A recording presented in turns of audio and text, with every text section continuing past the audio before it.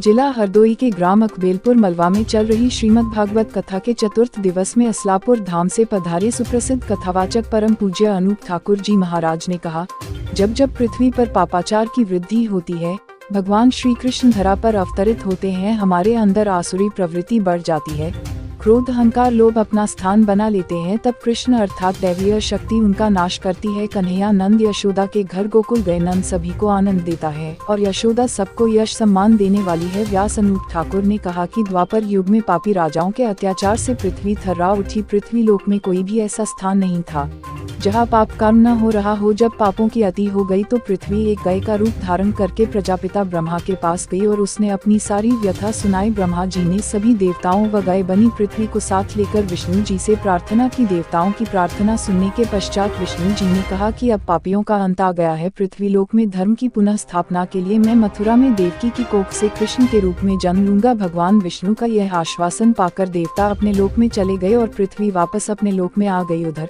कंस का अत्याचार बढ़ता ही जा रहा था। संत मुनि ब्राह्मण और प्रजा उसके अत्याचारों से त्राही त्राही कर रही थी। कंस अपनी बहन देवकी से अत्यधिक स्नेह करता था। उसके विवाह में विदाई के समय वह स्वयं रथ हाँक रहा था कि अचानक आकाशवाणी हुई कि हे कंस, जिस बहन को तू खुशी खुशी विदा कर रहा है उसी का 8वां पुत्र तेरा वध करेगा। यह सुनकर कंस ने देवकी को मारने के लिए तलवार उठाई। तभी देवकी के पति वसुदेव ने उसे ऐसा करने से मना करते हुए वचन दिया कि वे जो भी संतान होगी उसे कंस को सौंप देंगे। देवकी के जो भी संतान पैदा होती उसे वसुदेव कंस को सौंप देते थे। इसी तरह एक एक कर कंस ने देवकी की सभी संतानों को मौत के घाट उतार दिया और जब अंतिम बालक कृष्ण पैदा हुए तो देवताओं ने आकाश से फूल बरसाए। इस मौके पर परीक्षित, राकेश सिंह सपत्नीक, सुधीर सिंह, ईशु सिंह, सत्येंद्र सिंह, राजू सिंह चौहान, सुशील सिंह, अखिलेश सिंह, दलगंजन सिंह, मदन पाल सिंह, भानु प्रताप सिंह गुड्डू, महेंद्र सिंह फौजी, दिनेश सिंह कोटेदार, शिव कुमार सिंह प्रधान, प्रवेश कुमार, विशेश्वर सिंह यादव, सालिकराम समेत बड़ी संख्या में श्रद्धालु मौजूद रहे।